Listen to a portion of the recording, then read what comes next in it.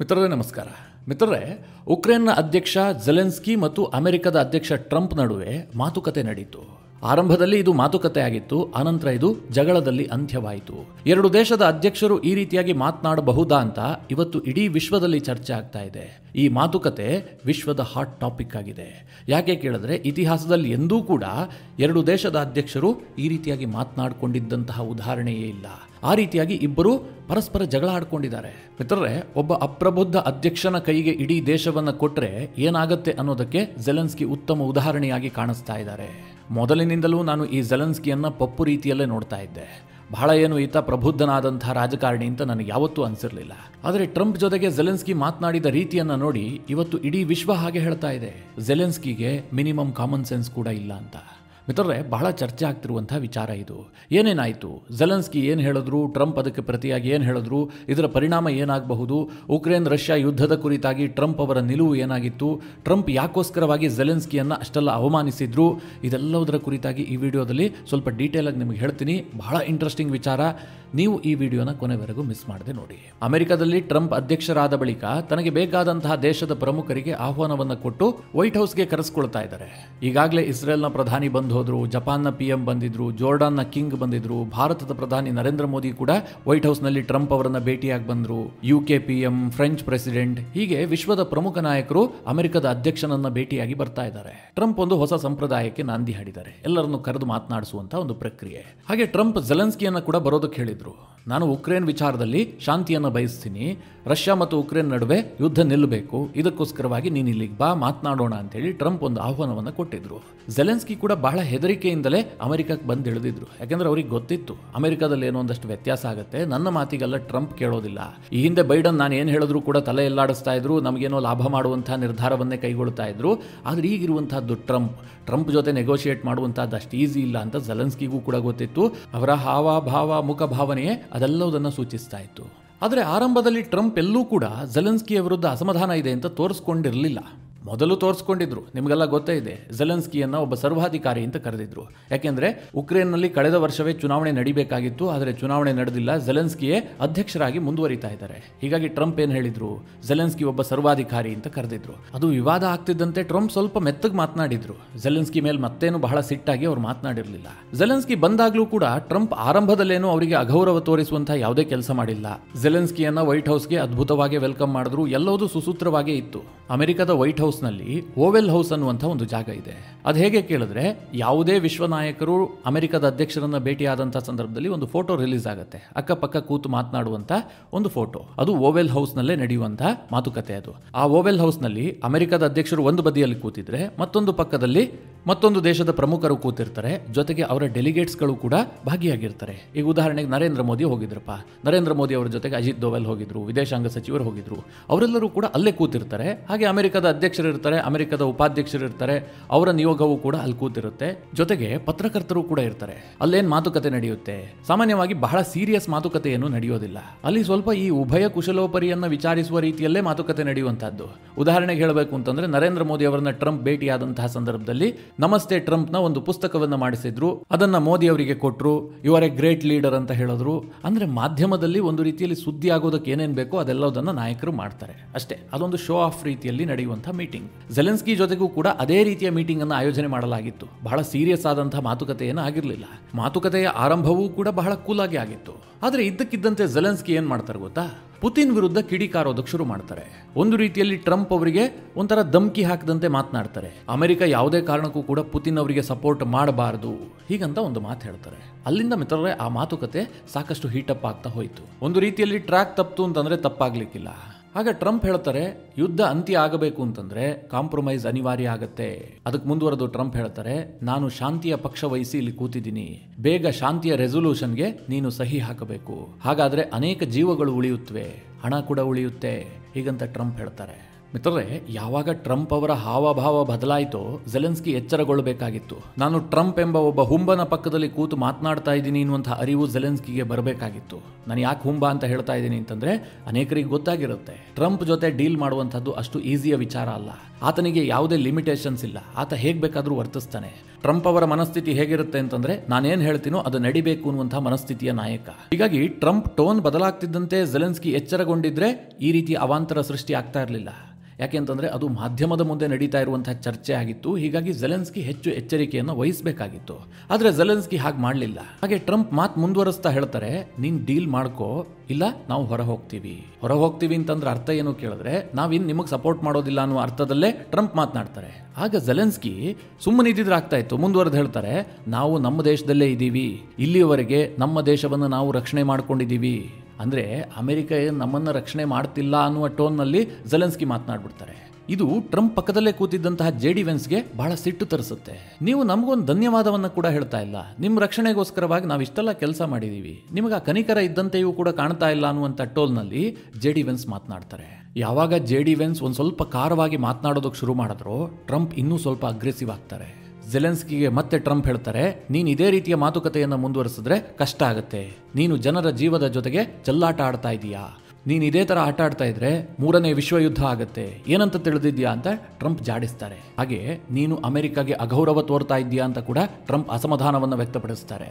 ಈ ಮಧ್ಯೆ JD ವೆನ್ಸ್ ಹೇಳ್ತಾರೆ, ಯುದ್ಧ ನಿಲ್ಲಬೇಕು ಅಂತಂದ್ರೆ ರಾಜತಾಂತ್ರಿಕ ಮಾರ್ಗ ಅನಿವಾರ್ಯ, ಅಂದ್ರೆ ಡಿಪ್ಲೊಮೆಸಿ ಮೂಲಕವಾಗಿ ಯುದ್ಧ ನಿಲ್ಲಿಸೋದಕ್ಕೆ ಸಾಧ್ಯ ಅಂತ JD ವೆನ್ಸ್ ಕೂಡ ಹೇಳ್ತಾರೆ. ಹೀಗೆ ಒಂದು ಕಡೆ ಟ್ರಂಪ್, ಇನ್ನೊಂದು ಕಡೆ JD ವೆನ್ಸ್ ಇಬ್ರು ಸೇರ್ಕೊಂಡು ಝೆಲೆನ್ಸ್ಕಿಯನ್ನ ಜಾಡಿಸೋದಕ್ಕೆ ಶುರು ಮಾಡಿಬಿಡ್ತಾರೆ. ಮಿತ್ರರೇ, ನಾನು ಇಡೀ ಪ್ರೆಸ್ ಮೀಟ್ ಅನ್ನ ನೋಡಿದ್ದೀನಿ. ಆ ಉಪಾಧ್ಯಕ್ಷ ಮತ್ತು ಅಧ್ಯಕ್ಷರು ಇಬ್ಬರು ಸೇರ್ಕೊಂಡು ಈ ರೀತಿಯಾಗಿ ಮಾತನಾಡ್ತಿದ್ದಂತಹ ಸಂದರ್ಭದಲ್ಲಿ ಝೆಲೆನ್ಸ್ಕಿ ಎಚ್ಚರಗೊಳ್ಳಬೇಕಿತ್ತು. ಅವರು ಒಮ್ಮೆಯೂ ಕೂಡ ಆ ಪರಿಸ್ಥಿತಿಯನ್ನು ಅರ್ಥ ಮಾಡ್ಕೊಳ್ಳೋದಕ್ಕೆ ಹೋಗಿಲ್ಲ, ಮಾತನ್ನ ಮುಂದುವರಿಸ್ತಲೇ ಹೋಗ್ತಾರೆ. JD ವೆನ್ಸ್ ಡಿಪ್ಲೊಮೆಸಿ ಅಂತ ಹೇಳ್ತಿದ್ದಂತೆ ಝೆಲೆನ್ಸ್ಕಿ ಹೇಳ್ತಾರೆ, ವಾಟ್ ಕೈಂಡ್ ಆಫ್ ಡಿಪ್ಲೊಮೆಸಿ, ಯಾವ ರೀತಿಯಾದಂತಹ ರಾಜತಾಂತ್ರಿಕತೆ ಅಂತ ಏರು ಧ್ವನಿಯಲ್ಲೇ ಕೇಳ್ತಾರೆ. ಇದು ವೆನ್ಸ್ ಮತ್ತು ಟ್ರಂಪ್ ಅವರನ್ನ ಮತ್ತೆ ಕೆಣಕತ್ತೆ. ವೆನ್ಸ್ ಹೇಳ್ತಾರೆ, ನೀವು ಅಧ್ಯಕ್ಷರ ಆಫೀಸ್ನಲ್ಲಿ ಕುಳಿತು ನಮಗೆ ಅಗೌರವ ತೋರಿಸ್ತಾ ಇದ್ದೀರಿ. ಆಗ ಟ್ರಂಪ್ ಕೂಡ ಹೇಳ್ತಾರೆ, ನಾವು ನಿಮಗೆ $350 ಬಿಲಿಯನ್ ಅನ್ನ ಕೊಟ್ಟಿದ್ದೀವಿ, ನೀವು ಯುದ್ಧ ಮಾಡ್ತಾ ಇದ್ದೀರಿ ಅಂತಂದ್ರೆ ಅದಕ್ಕೆ ಕಾರಣ ಅಮೆರಿಕ. ನಾವೇನಾದ್ರೂ ಮಿಲಿಟರಿ ಉಪಕರಣಗಳನ್ನ ನಿಮಗೆ ಕೊಟ್ಟಿಲ್ಲ ಅಂತಾಗಿದ್ರೆ ನೀವು ಕೇವಲ 2 ವಾರದಲ್ಲಿ ಸೋತ್ ಹೋಗ್ತಾ ಇದ್ರಿ, ನೀನು ಬದುಕಿದ್ಯಾ ಅಂತಂದ್ರೆ ಅದಕ್ಕೆ ಕಾರಣ ಅಮೆರಿಕ ಅಂತ ಹೇಳಿ ಟ್ರಂಪ್ ಹೇಳ್ತಾರೆ. ಬಹಳ ಏರು ಧ್ವನಿಯಲ್ಲೇ ಮಾತುಕತೆ ಆಗಿರುವಂಥದ್ದು, ಪರಸ್ಪರ ಕಚ್ಚಾಟ ಆಗ್ತಾ ಇರುತ್ತೆ. ಈಗ ಮತ್ತೆ ಉರಿಯುವ ಬೆಂಕಿಗೆ ತುಪ್ಪ ಸುರಿಯುವ ಕೆಲಸವನ್ನ ಝೆಲೆನ್ಸ್ಕಿ ಮಾಡ್ತಾರೆ. ಈ ಮಾತನ್ನ ನೀವು ಹೇಳ್ತಾ ಇಲ್ಲ, ಇದು ಪುತಿನ್ ಅವರ ಮಾತಿದ್ದಂತಿದೆ. ಇತರರೇ, ಟ್ರಂಪ್ಗೆ ಈ ಮಾತನ್ನ ಹೇಳಿದ್ರೆ ಅವ್ರು ಕೇಳ್ತಾರ, ನೀವು ಪುತಿನ್ ಚೇಲ ಅಂದ ಹಾಗೆ ಆಗತ್ತದು. ಆಗ ಟ್ರಂಪ್ ಸಿಕ್ಕಾಪಟ್ಟೆ ಸಿಟ್ಟಾಗ್ತಾರೆ. ಇದೇ ರೀತಿಯಾಗಿ ನೀನು ಮುಂದುವರೆದಿದ್ದೆ ಆದ್ರೆ ಕ್ರಾಶ್ ಆಗುತ್ತೆ, ಬಹಳ ದೊಡ್ಡ ವಿನಾಶವನ್ನ ಎದುರಿಸಬೇಕಾಗತ್ತೆ ಅಂತ ಟ್ರಂಪ್ ಎಚ್ಚರಿಸ್ತಾರೆ. ಆಗ ಮಧ್ಯಪ್ರವೇಶ ಮಾಡಿದಂತಹ ವೆನ್ಸ್ ಈ ರೀತಿಯಾಗಿ ಮೀಡಿಯಾ ಮುಂದೆಲ್ಲ ಚರ್ಚೆ ಮಾಡುವಂತಹದ್ದು ಸರಿಯಲ್ಲ, ವಿಶ್ವಕ್ಕೆ ನೆಗೆಟಿವ್ ಮೆಸೇಜ್ ಹೋಗುತ್ತೆ ಅಂತ ವೆನ್ಸ್ ಹೇಳ್ತಾರೆ. ಆಗ ಟ್ರಂಪ್ ಹೇಳ್ತಾರೆ, ಇಲ್ಲ ಒಳ್ಳೇದೇ ಆಯ್ತು, ಜನರಿಗೆ ಗೊತ್ತಾಗಬೇಕಾಗಿತ್ತು, ಉಕ್ರೇನ್ ಬಳಿಯಲ್ಲಿ ಸೈನಿಕರು ಇಲ್ಲ, ಶಸ್ತ್ರಾಸ್ತ್ರ ಕೂಡ ಇಲ್ಲ, ಜನ ಸಾಯ್ತಾ ಇದ್ದಾರೆ, ಆದ್ರೆ ಈತನಿಗೆ ಮಾತ್ರ ಯುದ್ಧ ವಿರಾಮ ಬೇಕಾಗಿಲ್ಲ. ನಾನು ಯುದ್ಧ ವಿರಾಮದ ಪಕ್ಷದ ವಹಿಸಿ ಕೂತಿದ್ದೀನಿ, ಜನರ ಜೀವ ಉಳಿಸುವಂತಹದ್ದು ನನಗೆ ಮುಖ್ಯವಾಗಿದೆ ಹಾಗಂತ ಟ್ರಂಪ್ ಹೇಳ್ತಾರೆ. ಇದರ ಮಧ್ಯೆ ಝೆಲೆನ್ಸ್ಕಿ ಏನ್ ಮಾಡ್ತಾರೆ, ಬೈಡನ್ ಹೆಸರನ್ನ ಕೂಡ ಪ್ರಸ್ತಾಪ ಮಾಡ್ತಾರೆ. ಬೈಡನ್ ಹೆಸರು ಕೇಳುತ್ತಿದ್ದಂತೆ ಟ್ರಂಪ್ಗೆ ಮತ್ತೂ ಸಿಟ್ಟು ಬರುತ್ತೆ. ಫೈನಲಿ ಹೇಳ್ತಾ ಇದ್ದೀನಿ ಕೇಳು, ನಾವೇನಾದ್ರೂ ಬೆಂಬಲಿಸಿಲ್ಲ ಅಂತಾಗಿದ್ರೆ ನೀವು ಇವತ್ತು ಇರ್ತಾ ಇರಲಿಲ್ಲ ಹೀಗಂತ ಟ್ರಂಪ್ ಜೋರು ಧ್ವನಿಯಲ್ಲೇ ಮಾತನಾಡ್ತಾರೆ. ಅಂದ್ರೆ ಇಡೀ ಮಾತುಕತೆ ಹಳಿ ತಪ್ಪು ಹೋಗಿರುತ್ತೆ. 2 ದೇಶದ ಅಧ್ಯಕ್ಷರ ನಡುವೆ ಮಾತುಕತೆ ನಡೀತಾ ಇದೆ ಅಂತ ಯಾರಿಗೂ ಕೂಡ ಅನಿಸ್ತಾ ಇರೋದಿಲ್ಲ. ಅಲ್ಲಿನ ಪತ್ರಕರ್ತರು ಕೂಡ ಶಾಕ್ಗೆ ಒಳಗಾಗಿರ್ತಾರೆ. ಯಾಕಂದ್ರೆ ಅಮೆರಿಕದ ಓವೆಲ್ ಹೌಸ್ ನಲ್ಲಿ ಇಂತಹ 100 ಪತ್ರಿಕಾಗೋಷ್ಠಿಗಳನ್ನ ಅವರು ಎದುರಿಸಿರ್ತಾರೆ. ಯಾವತ್ತೂ ಕೂಡ ಹೀಗಾಗಿರೋದಿಲ್ಲ. ಯಾಕೆಂದ್ರೆ ಇನ್ನೊಂದು ದೇಶದ ಅಧ್ಯಕ್ಷರು ಬಂದಂತಹ ಸಂದರ್ಭದಲ್ಲಿ ಅಮೆರಿಕದ ಅಧ್ಯಕ್ಷರು ಅವರಿಗೆ ಗೌರವ ಕೊಡ್ತಾ ಇರ್ತಾರೆ, ಬಹಳ ಹಾಸ್ಯಭರಿತವಾಗಿ ಮಾತುಕತೆಗಳು ನಡೀತಾ ಇರುತ್ತೆ. ಆದರೆ ಈ ರೀತಿಯಾದಂತಹ ಜಗಳ, ಇಬ್ಬರು ಪರಸ್ಪರ ದ್ವೇಷಿಗಳ ನಡುವೆ ಯಾವ ರೀತಿಯಾಗಿ ಜಗಳ ಆಗಬಹುದೋ ಆ ರೀತಿಯಾದಂತಹ ಜಗಳ ಆಗಿಬಿಡುತ್ತೆ. ಪತ್ರಕರ್ತರು ಕೂಡ ಶಾಕ್ಗೆ ಒಳಗಾಗಿರ್ತಾರೆ. ಇಡೀ ವಿಶ್ವದ ಎಲ್ಲ ಮಾಧ್ಯಮಗಳಲ್ಲೂ ಕೂಡ ಇದು ದೊಡ್ಡ ಮಟ್ಟದ ಸುದ್ದಿ ಆಗ್ತಾ ಇದೆ. ಫೈನಲಿ ಝೆಲೆನ್ಸ್ಕಿಗೆ ಟ್ರಂಪ್ ಒಂದು ಮೆಸೇಜ್ ಕೊಟ್ಟಿದ್ದಾರೆ, ನೀನೇನಾದ್ರೂ ಇನ್ನು ಅಮೆರಿಕಕ್ಕೆ ಬರಬೇಕು ಅಂತಂದ್ರೆ ಶಾಂತಿಯ ಪ್ರಸ್ತಾವನೆಯೊಂದಿಗೆ ಬರಬೇಕು, ಅಂದ್ರೆ ಯುದ್ಧ ವಿರಾಮಕ್ಕೆ ಸಿದ್ಧವಾಗಿ ಬರಬೇಕು ಅಂತ ಹೇಳಿ ಟ್ರಂಪ್ ಕಳುಹಿಸಿದ್ದಾರೆ. ಅಲ್ಲಿಗೆ ಈ ಮಾತುಕತೆ ಮುಕ್ತಾಯದ ಬಳಿಕ ಒಂದಂತೂ ಸ್ಪಷ್ಟ ಆಗಿದೆ, ಅಮೆರಿಕ ಇನ್ಯಾವ ಕಾರಣಕ್ಕೂ ಕೂಡ ಉಕ್ರೇನ್ಗೆ ಸಪೋರ್ಟ್ ಮಾಡೋದಿಲ್ಲ. ಅಮೆರಿಕ ಕಂಪ್ಲೀಟ್ ಆಗಿ ರಷ್ಯಾ ಪಕ್ಷವನ್ನು ವಹಿಸಿದೆ ಅಂತ. ಮಿತ್ರರೇ, ಈ ಎಲ್ಲ ಪ್ರೆಸ್ ಮೀಟ್ ಅನ್ನು ನೋಡಿದಂತಹ ರಷ್ಯಾ ಅಧ್ಯಕ್ಷ ಪುತಿನ್ಗೆ ಬಹಳ ಖುಷಿಯಾಗಿರುತ್ತೆ. 1 ಲೀಟರ್ ಹಾಲು ಕುಡಿದು ಮಲಗಿರಬಹುದೇನೋ ಪುತಿನ್, ಅಷ್ಟು ಖುಷಿಯಾಗಿರುತ್ತೆ. ಯಾಕೆಂದ್ರೆ ಅಮೆರಿಕದ ಅಧ್ಯಕ್ಷ ಝೆಲೆನ್ಸ್ಕಿಗೆ ಹಿಗ್ಗಾಮುಗ್ಗ ಜಾಡಿಸಿದ್ದಾರೆ. ಮಿತ್ರರೇ, ಇದಿಷ್ಟು ಅಮೆರಿಕದ ಶ್ವೇತಭವನದ ಓವೆಲ್ ಹೌಸ್ನಲ್ಲಿ ಏನಾಯಿತು ಅನ್ನೋದರ ಕುರಿತಾದಂತಹ ಮಾಹಿತಿ. ಆದರೆ ಯಾಕಾಯಿತು? ಟ್ರಂಪ್ ಅಷ್ಟೊಂದು ಸಿಟ್ಟಾಗಿದ್ದು ಯಾಕೆ? ಕೇವಲ ಶಾಂತಿ ಮಾತುಕತೆಗೆ ಜೆಲೆನ್ಸ್ಕಿ ಸಿದ್ಧ ಇಲ್ಲ ಅನ್ನುವ ಕಾರಣಕ್ಕೋಸ್ಕರವಾಗಿ ಟ್ರಂಪ್ ಇಷ್ಟು ಸಿಟ್ಟಾದ್ರ, ಅಥವಾ ಬೇರೆ ಏನಾದರೂ ಕಾರಣಗಳಿದೆಯಾ ನೋಡೋದಾದ್ರೆ, ನಿಮಗೆಲ್ಲ ಗೊತ್ತು ಟ್ರಂಪ್ ಒಬ್ಬ ಬಿಸ್ನೆಸ್ ಮ್ಯಾನ್ ಅಂತ.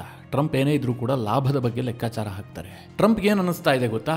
ಈ ಬೈಡನ್ ಅನಗತ್ಯವಾಗಿ ಉಕ್ರೇನ್ಗೆ ವಿಪರೀತವಾಗಿ ಹಣ ಸಹಾಯ ಮಾಡಿಬಿಟ್ಟಿದ್ದಾರೆ, ಅಮೆರಿಕದ ಟ್ಯಾಕ್ಸ್ ಪೇಯರ್ಸ್ ಮನಿಯನ್ನ ವೇಸ್ಟ್ ಮಾಡಿಬಿಟ್ಟಿದ್ದಾರೆ, ಫೋಲ್ ಮಾಡಿಬಿಟ್ಟಿದ್ದಾರೆ, ಅದನ್ನ ವಸೂಲಿ ಮಾಡಬೇಕು ಅಂತ ಟ್ರಂಪ್ ಅವರ ಗುರಿಯಾಗಿದೆ. ಈ ಹಿಂದೆ ಚುನಾವಣಾ ಪ್ರಚಾರ ಮಾಡುವಂತಹ ಸಂದರ್ಭದಲ್ಲೂ ಕೂಡ ಟ್ರಂಪ್ ಇದನ್ನ ಅನೇಕ ಬಾರಿ ಪ್ರಸ್ತಾಪ ಮಾಡಿದ್ದಾರೆ. ಈಗ ಟ್ರಂಪ್ ಏನು ಗುರಿ ಇಟ್ಕೊಂಡಿದ್ದಾರೆ ಅಂತಂದ್ರೆ, ಉಕ್ರೇನ್ನಲ್ಲಿ ಬಹಳ ಇಂಪಾರ್ಟೆಂಟ್ ಆದಂತಹ ಒಂದಷ್ಟು ಖನಿಜ ಸಂಪನ್ಮೂಲಗಳಿದ್ದಾವೆ, ಬಹಳ ಬಿಲಿಯನ್ ಗಟ್ಟಲೆ ಡಾಲರ್ ಬೆಲೆ ಬಾಳುವಂತಹ ಖನಿಜ ಸಂಪನ್ಮೂಲಗಳು. ಆ ವಿಚಾರವಾಗಿ ಡೀಲ್ ಮಾಡ್ಕೊಳ್ಬೇಕು ಅಂತ ಹೇಳಿ ಟ್ರಂಪ್ ಜೆಲೆನ್ಸ್ಕಿಗೆ ಆಫರ್ ಮಾಡಿದ್ರು. ನೀನೇನಾದ್ರೂ ಈ ಡೀಲ್ಗೆ ಸಹಿ ಹಾಕಿದ್ದೆ ಆದ್ರೆ ನಾನು ನಿನಗೆ ಸಪೋರ್ಟ್ ಮಾಡ್ತೀನಿ ಅಂತ.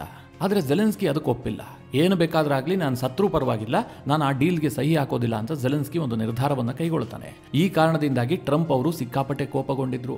ಜೆಲೆನ್ಸ್ಕಿಯ ಮೇಲೆ ಒತ್ತಡ ಹೇರುವ ಉದ್ದೇಶದಿಂದಲೇ ಈ ಹಿಂದೆ ಒಂದು ಸ್ಟೇಟ್ಮೆಂಟ್ ಕೊಟ್ಟಿದ್ದು, ಜೆಲೆನ್ಸ್ಕಿ ಒಬ್ಬ ಸರ್ವಾಧಿಕಾರಿ, ಚುನಾವಣೆಯನ್ನೇ ಎದುರಿಸಿಲ್ಲ, ಆತನನ್ನು ಹೇಗೆ ಒಪ್ಕೊಳ್ಳೋದು ಅಂತ.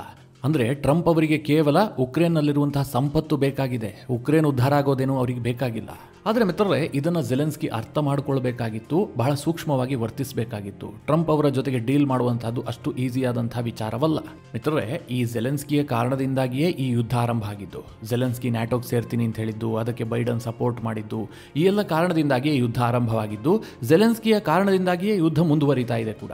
ಜೆಲೆನ್ಸ್ಕಿ ಯಾವುದೇ ಕಾರಣಕ್ಕೂ ಕೂಡ ಶಾಂತಿಯ ಪ್ರಸ್ತಾವನೆಯ ಪರವಾಗಿಲ್ಲ, ರಷ್ಯಾ ಜೊತೆಗೆ ಡೀಲ್ ಮಾಡ್ಕೊಳ್ಳೋದಕ್ಕೆ ಆತ ಸಿದ್ಧ ಇಲ್ಲ. ಜೆಲೆನ್ಸ್ಕಿಯ ಈ ಹುಚ್ಚಾಟದಿಂದಾಗಿ ಉಕ್ರೇನ್ಗೆ ಬಹಳ ನಷ್ಟ ಆಗ್ತಾ ಇದೆ. ಈ ಹಿಂದೆ ನಾನು ವಿಡಿಯೋ ಮಾಡಿದಂತಹ ಸಂದರ್ಭದಲ್ಲಿ ಕೆಲವರು ಕಮೆಂಟ್ ಹಾಕಿದ್ರು, ಜೆಲೆನ್ಸ್ಕಿ ಒಬ್ಬ ದೇಶಭಕ್ತ, ದೇಶದ ಪರವಾಗಿ ನಿರ್ಧಾರವನ್ನು ಕೈಗೊಳ್ತಾನೆ, ಹೇಗೆ ರಷ್ಯಾದ ಮುಂದೆ ತಲೆ ತಗ್ಗಿಸೋದಕ್ಕೆ ಸಾಧ್ಯ?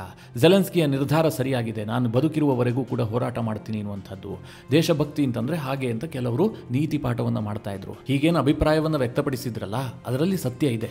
ಜೆಲೆನ್ಸ್ಕಿ ಒಬ್ಬ ದೇಶಭಕ್ತ ಅನ್ನೋದರಲ್ಲಿ ಡೌಟ್ ಇಲ್ಲ. ಆತ ಉಕ್ರೇನ್ನ ಪರವಾದಂತಹ ಒಬ್ಬ ಮಹಾನ್ ದೇಶಭಕ್ತನೇ. ಒಂದು ದೇಶಕ್ಕೆ ಸ್ವತಂತ್ರ ಅನ್ನುವಂಥದ್ದು ಕೂಡ ಅಷ್ಟೇ ಮುಖ್ಯ. ದೇಶದ ಸಾರ್ವಭೌಮತೆ ಮತ್ತು ಅಖಂಡತೆಯನ್ನು ಕಾಪಾಡುವಂಥದ್ದು ಆ ದೇಶದ ನಾಯಕನ ಆದ್ಯ ಕರ್ತವ್ಯವಾಗಿರುತ್ತೆ. ಹಾಗಂತ ಮಿತ್ರರೇ, ನಮ್ಮ ತಲೆ ಗಟ್ಟಿ ಇದೆ ಅಂತ ಹೇಳಿ ಬಂಡೆ ಕಲ್ಲಿಗೆ ಚೆಚ್ಕೊಳ್ಬಾರ್ದು. ನಾವು ಬಹಳ ಸೂಕ್ಷ್ಮವಾಗಿ ಎಲ್ಲವುದನ್ನ ಡೀಲ್ ಮಾಡಬೇಕಾಗುತ್ತೆ. ಆದರೆ ಜೆಲೆನ್ಸ್ಕಿ ಯಾವತ್ತೂ ಕೂಡ ಪ್ರಬುದ್ಧನಾಗಿ ವರ್ತಿಸಿಲ್ಲ, ಒಬ್ಬ ಪಪ್ಪು ರೀತಿಯಲ್ಲೇ ನಡೆದುಕೊಂಡಿದ್ದು. ಆತನ ಹಾವಭಾವವನ್ನು ನೋಡಿ ಒಂದು ಟೀ ಶರ್ಟ್ ಹಾಕೊಂಡು ಪೋಸ್ ಕೊಟ್ರೆ ಒಂದು ದೇಶದ ರಕ್ಷಣೆ ಮಾಡದಂತಲ್ಲ. ಯುದ್ಧದಂತಹ ಸನ್ನಿವೇಶದಲ್ಲಿ ನಮ್ಮ ಸೈನಿಕ ಶಕ್ತಿ ವೀಕ್ ಇದ್ದಂತಹ ಸಂದರ್ಭದಲ್ಲಿ ರಾಜತಾಂತ್ರಿಕ ನೈಪುಣ್ಯತೆ ಬಹಳ ಇಂಪಾರ್ಟೆಂಟ್ ಆಗುತ್ತೆ. ಜೆಲೆನ್ಸ್ಕಿ ಮಾತುಕತೆಗೆ ಮುಂದಾಗಿ ಒಂದಷ್ಟು ನೆಗೋಷಿಯೇಟ್ ಮಾಡಿದ್ದೆ ಆದರೆ ಸಹಜವಾಗಿ ಉಕ್ರೇನ್ಗೆ ಲಾಭ ಆಗ್ತಾ ಇತ್ತು, ಜನರ ಪ್ರಾಣವೂ ಉಳಿತಾ ಇತ್ತು, ಉಕ್ರೇನ್ನ ಸ್ವತಂತ್ರ ಕೂಡ ಉಳಿತಾ ಇತ್ತು. ಈ ಸಂದರ್ಭದಲ್ಲಿ ಸಣ್ಣದಾಗಿ ನಮ್ಮ ದೇಶದ ರಾಜಕಾರಣಕ್ಕೂ ಕೂಡ ಇದನ್ನ ಲಿಂಕ್ ಮಾಡುವಂತಹ ಪ್ರಯತ್ನ ಮಾಡ್ತೀನಿ. ಇವತ್ತು ಮಿತ್ರರೇ, ಕೆಲವರಿಗೆ ಅನ್ನಿಸ್ತಾ ಇದೆ, ನಮ್ಮ ದೇಶದಲ್ಲಿ ಪ್ರಧಾನಿ ನರೇಂದ್ರ ಮೋದಿ ಅವರು 10 ವರ್ಷದಿಂದ ಆಡಳಿತ ಮಾಡ್ತಾ ಇದ್ದಾರೆ, ಏನು ಸುಖ ಇಲ್ಲ. ಇನ್ನೊಬ್ರು ಟೀ ಶರ್ಟ್ ಹಾಕೊಂಡು ಜೇಬ್ನಲ್ಲಿ ಸಂವಿಧಾನ ಹಿಡ್ಕೊಂಡು ಓಡಾಡ್ತಾ ಇದ್ರಲ್ಲ, ಅವರೇನಾದ್ರೂ ಈ ದೇಶದ ಪ್ರಧಾನಿಯಾಗಿದ್ರೆ ಬಹಳ ಅದ್ಭುತವಾಗಿರ್ತಾ ಇತ್ತು, ಆತ ಯುವ ಪ್ರತಿಭೆ, ಹೀಗೆಲ್ಲ ಕೆಲವರು ಕೊಂಡಾಡ್ತಾ ಇರ್ತಾರೆ, ಕೆಲವರು ಕನಸು ಕಾಣ್ತಾ ಇರ್ತಾರೆ.